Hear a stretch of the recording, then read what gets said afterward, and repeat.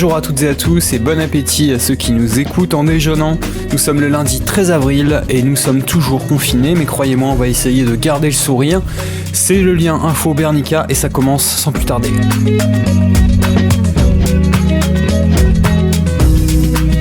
Alors qu'a-t-on aujourd'hui au menu du lien Info Bernica ? On va d'abord débuter, comme de coutume, par le petit point d'information sur le collège Le Bernica et sur le lien avec les élèves. On va s'intéresser ensuite aux mesures de contrôle à La Réunion qui semblent s'intensifier.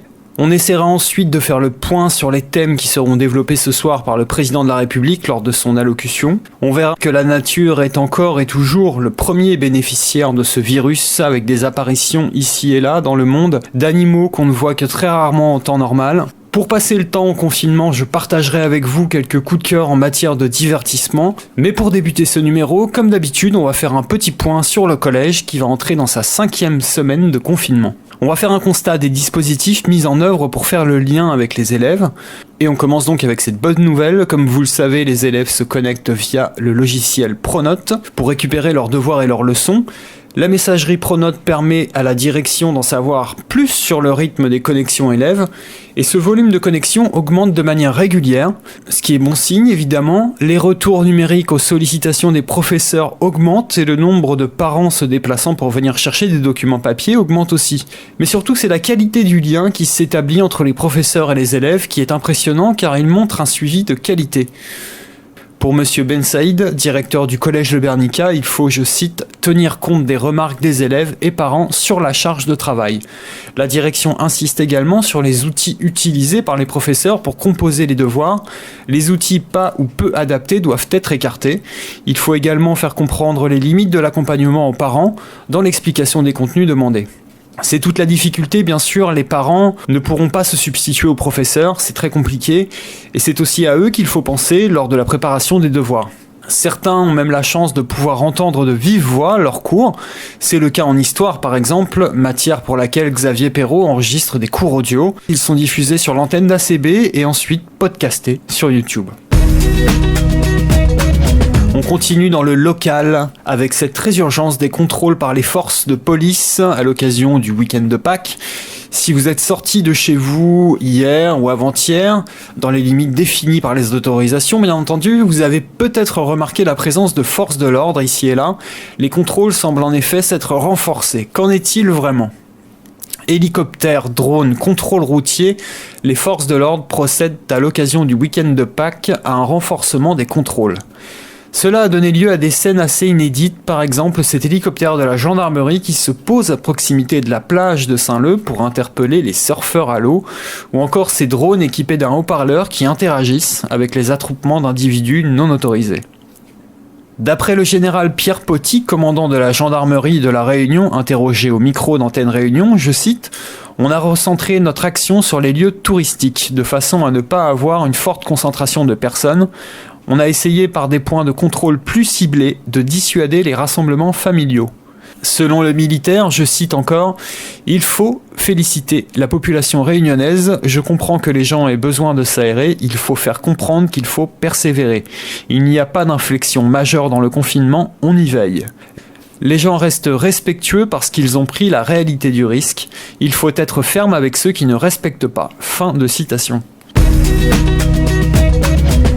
Alors des mesures qui risquent de se prolonger encore, le président de la République doit prendre la parole ce soir. Quelles sont les pistes les plus probables ? C'est à cette question que nous allons tenter de répondre. Le confinement, combien de temps encore ? C'est la question qui revient le plus souvent.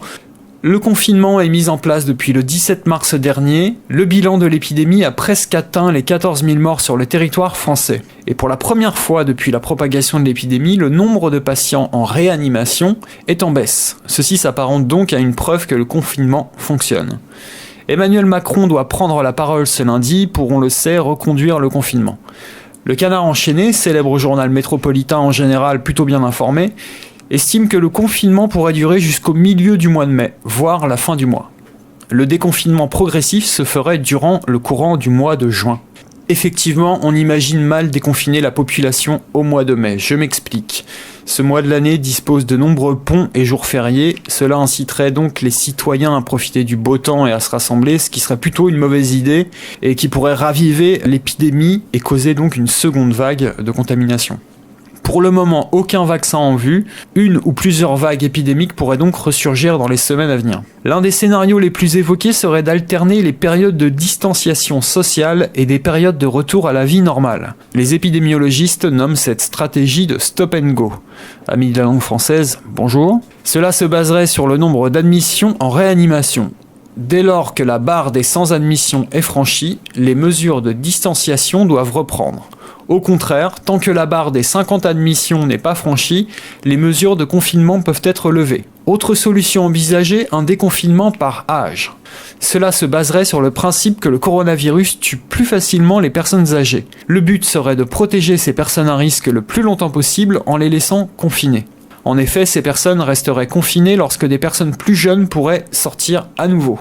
Cette levée de confinement se ferait en 2 étapes. La première serait d'abord pour les moins de 65 ans, puis, dans un second temps, les plus de 65 ans seraient déconfinés 3 mois plus tard. Cela permettrait d'éviter 10 fois moins de décès qu'une levée généralisée du confinement. Et enfin, troisième hypothèse, celle d'une quarantaine au cas par cas. L'idée serait d'identifier les malades, les repérer et les isoler. Il faudrait aussi isoler les personnes qui ont été en contact avec le malade pendant les 15 derniers jours. C'est en s'appuyant sur des outils numériques grâce à son smartphone, ainsi qu'une application qu'il serait possible de remonter toute la chaîne de contamination. Ce scénario est une idée récurrente en France. La seule chose dont on est sûr aujourd'hui, c'est que le prolongement va durer, sans aucun doute jusqu'à mi-mai. Réponse donc tout à l'heure avec l'allocution du président de la République. Avec la désertion généralisée provoquée par le confinement, la nature reprend de facto ce qui lui appartient. C'est le cas à Marseille, la grande ville des Bouches-du-Rhône, dans laquelle ont été aperçus des rorquals.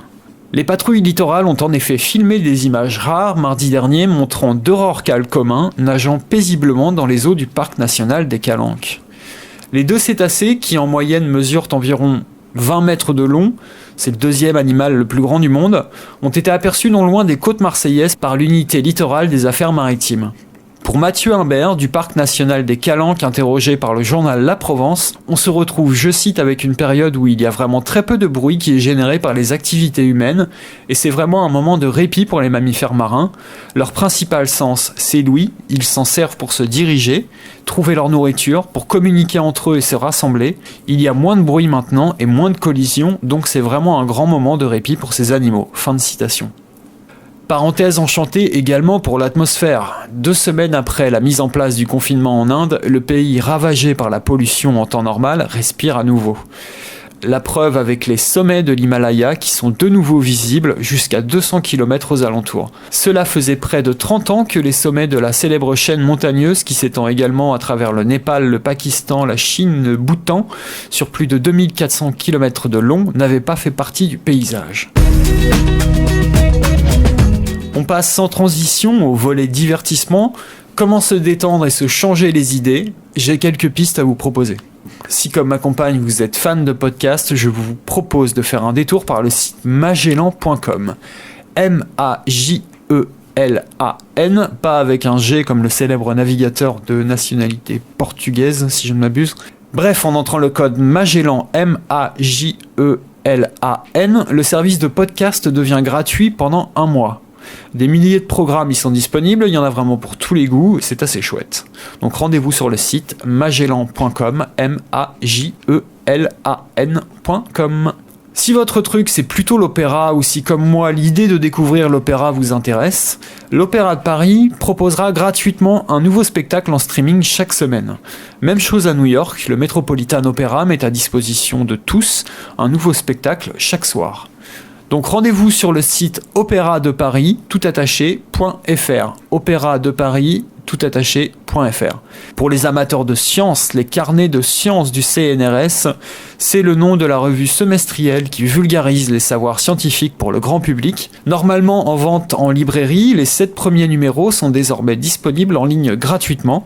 Vous y trouverez des reportages dans des lieux emblématiques de la recherche, des entretiens avec des grands scientifiques, des récits de campagnes de terrain sur tous les continents et des dossiers sur des sujets majeurs tels que les crises environnementales ou l'intelligence artificielle. Rendez-vous sur le site carnetdesciences-larevue.fr. Je répète, carnetdesciences-larevue.fr. Et pourquoi pas organiser une chasse au trésor avec les enfants ? Et oui, même à la maison, c'est possible. Rendez-vous pour ça sur le site chasse-trésor.net où vous pouvez télécharger et imprimer des chasses au trésor pour vos enfants. Je répète, chasse-trésor.net pour avoir accès à toute cette base de données donc sur les chasses au trésor.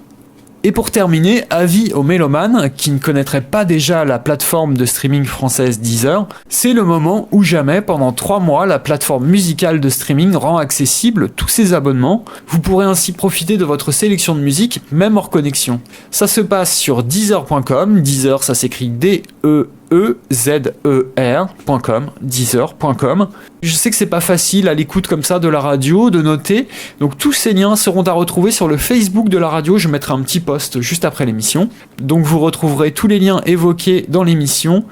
Donc rendez-vous sur le Facebook de Radio ACB, c'est facile, hein, vous tapez Radio ACB avec Facebook dans votre moteur de recherche et vous allez tomber assez rapidement sur le Facebook de la radio.